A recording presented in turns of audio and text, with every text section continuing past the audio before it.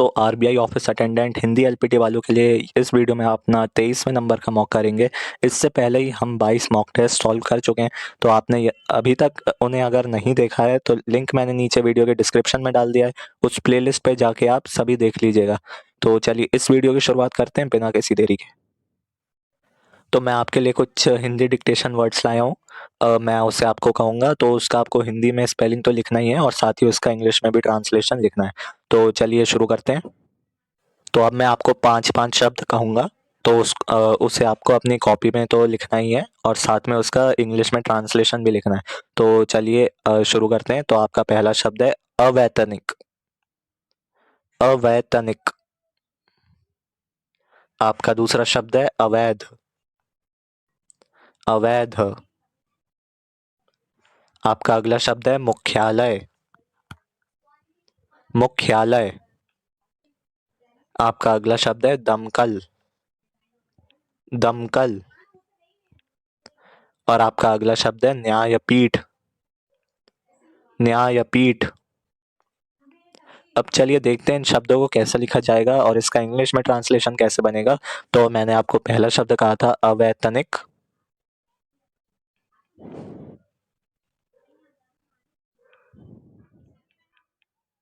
तो अवैतनिक कुछ ऐसे लिखा जाएगा, व में आई की मात्रा त, न में छोटी की मात्रा और का, और इसका इंग्लिश में ट्रांसलेशन जो बन जाएगा वो होगा अनपेड।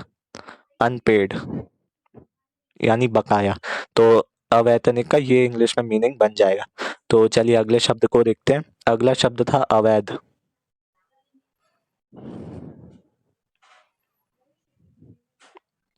अवैध। तो अवैध कुछ इस प्रकार लिखा जाएगा, ये बहुत ही आसान शब्द था और इसका इंग्लिश में ट्रांसलेशन क्या बनेगा, वो होगा इल्लीगल। इल्लीगल। अवैध। तो ये था आपका दूसरा शब्द। अब चलिए अगला शब्द देखते हैं। तो आपका अगला शब्द है मुख्यालय।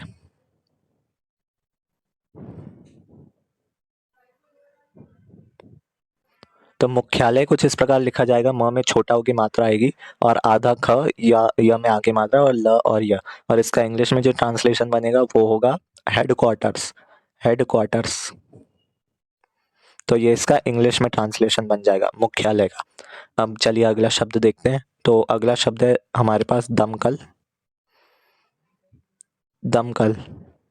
तो दमकल बहुत ही आसान शब्द है लिखने के नज़रिए से, और इसका इंग्लिश में ट्रांसलेशन होगा फायर ब्रिगेड। Fire brigade. आप न्यूज़ में सुनते होंगे कि दमकल की गाड़ियाँ यहाँ आग लगी थी और दमकल की गाड़ियाँ कुछ समय बाद पहुँच गई। आप ऐसा न्यूज़ में सुनते होंगे। तो मुझे उम्मीद है आप इस शब्द से फैमिलियर थे। अब चलिए अगला शब्द देखते हैं। तो अगला शब्द था हमारे पास न्यायपीठ।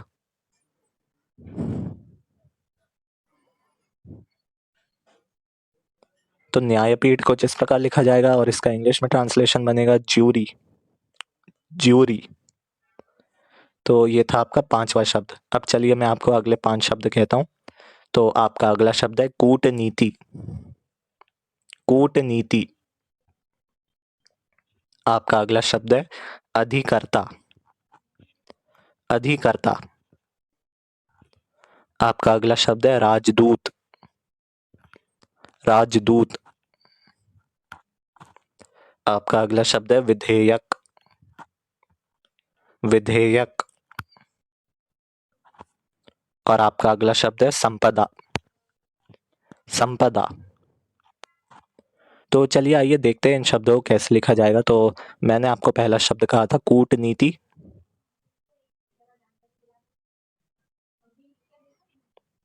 तो कूटनीति कुछ इस प्रकार लिखा जाएगा, क में बड़ा की मात्रा आएगी और न में बड़ी की और त में छोटी की। अब इसका जो है इंग्लिश में ट्रांसलेशन बनेगा वो होगा डिप्लोमेसी। डिप्लोमेसी। ये इसका इंग्लिश में ट्रांसलेशन बन जाएगा। तो आप इसका ध्यान रखिएगा। अब चलिए अगला शब्द देखते हैं। तो अगला शब्द था हमारे पास अधिकर्ता।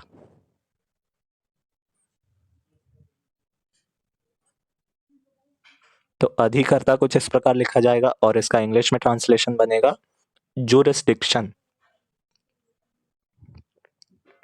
जुरिस्डिक्शन। तो ये बन जाएगा अधिकर्ता का इंग्लिश में ट्रांसलेशन। अब चलिए अगला शब्द देखते हैं। तो मैंने आपको अगला शब्द कहा था राजदूत।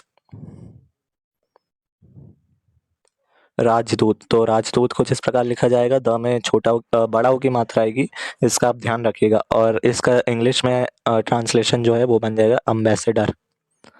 अम्बेसडर, तो ये इसका इंग्लिश में ट्रांसलेशन बन जाएगा। अब चलिए अगला शब्द देखते हैं। तो अगला शब्द मैंने आपको कहा था विधेयक। विधेयक, और इसका जो है इंग्लिश में ट्रांसलेशन बनेगा बिल। तो इसका इंग्लिश में ट्रांसलेशन बन जाएगा बिल। आप आमतौर पे न्यूज़ में सुनते होंगे कि संसद में जो है विधेयक पारित हुआ, यानी ये जो बिल जो पेश होते हैं वो पारित होते हैं। तो आप इसको ऐसे याद रख सकते हैं। अब चलिए अगला शब्द देखते हैं। अगला शब्द था हमारे पास संपदा। संपदा, तो संपदा आसान था लिखने में, और इसका इंग्लिश में ट्रांसलेशन बनेगा वेल्थ। वेल्थ, तो ये थे आपके अगले 5 शब्द। अब मैं आपको अगले 5 शब्द कहता हूँ, तो उसे आप अपनी कॉपी पे उतारिएगा और उसका इंग्लिश में भी ट्रांसलेशन लिखिएगा। तो आपका अगला शब्द है पत्राचार। पत्राचार। आपका अगला शब्द है साक्षी। साक्षी। आपका अगला शब्द है वायुयान। वायुयान। आपका अगला शब्द है नियुक्ति। नियुक्ति। और आपका अगला शब्द है सर्वोच्च। सर्वोच्च। तो चलिए देखते हैं इन शब्दों को कैसे लिखा जाएगा और इसका इंग्लिश में क्या ट्रांसलेशन बनेगा। तो मैंने आपको पहला शब्द कहा था पत्राचार। तो पत्राचार कुछ इस प्रकार लिखा जाएगा, और इसका इंग्लिश में ट्रांसलेशन बन जाएगा कोरेस्पॉन्डेंस। कोरेस्पॉन्डेंस, तो इसका जो मीनिंग होगा वो होगा कि पत्र लिखने वाला व्यवहार या फिर ऑफिशियल व्यवहार जो जिसे कहते हैं, तो उसको कहेंगे हम पत्राचार। तो मुझे उम्मीद है आप समझे होंगे। अब चलिए अगला शब्द देखते हैं। तो अगला शब्द मैंने आपको कहा था साक्षी। तो साक्षी कुछ इस प्रकार लिखा जाएगा, और इसका इंग्लिश में जो ट्रांसलेशन बनेगा वो होगा विटनेस। विटनेस, तो ये इसका इंग्लिश में ट्रांसलेशन बन जाएगा, और श में जो है बड़ी की मात्रा आएगी। तो आप इस बात का भी ध्यान रखिएगा। अब चलिए अगला शब्द था आपका वायुयान। तो वायुयान कुछ इस प्रकार लिखा जाएगा, य में छोटा की मात्रा आएगी, आप ध्यान रखिएगा। और इसका जो है इंग्लिश में जो है ट्रांसलेशन बन जाएगा, बहुत ही आसान होगा, एयरक्राफ्ट। तो एयरक्राफ्ट जो है वायुयान का इंग्लिश में ट्रांसलेशन बन जाएगा। अब चलिए अगला शब्द देखते हैं। तो अगला शब्द मैंने आपको कहा था नियुक्ति। तो नियुक्ति कुछ इस प्रकार लिखा जाएगा, और यहाँ आधा क और त को इसमें जो है छोटी की मात्रा, इसको ऐसे भी आप लिख सकते हैं, तो इसमें कोई गलती नहीं होगी। और य में जो है छोटा की मात्रा आएगी, और इसका जो है इंग्लिश में ट्रांसलेशन बनेगा बहुत ही आसान, अपॉइंटमेंट। अपॉइंटमेंट। अपॉइंटमेंट इसका बन जाएगा इंग्लिश में ट्रांसलेशन। अब चलिए अगला शब्द देखते हैं। तो अगला शब्द था हमारे पास सर्वोच्च।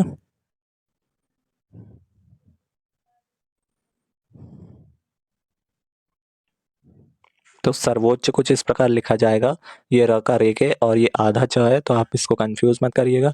और इसका इंग्लिश में ट्रांसलेशन बन जाएगा टॉप मोस्ट।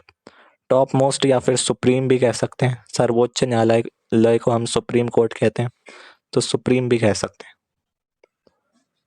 तो ये थे आपके डिक्टेशन वर्ड्स। तो आपको सेशन पसंद आया हो तो लाइक कीजिएगा, अपने दोस्तों के साथ शेयर कीजिएगा, और अभी तक आपने चैनल सब्सक्राइब ना किया हो तो कर लीजिएगा। तो इसी के साथ ये वीडियो का अंत, मिलेंगे अगले वीडियो में। Thanks for watching and I will see you next time.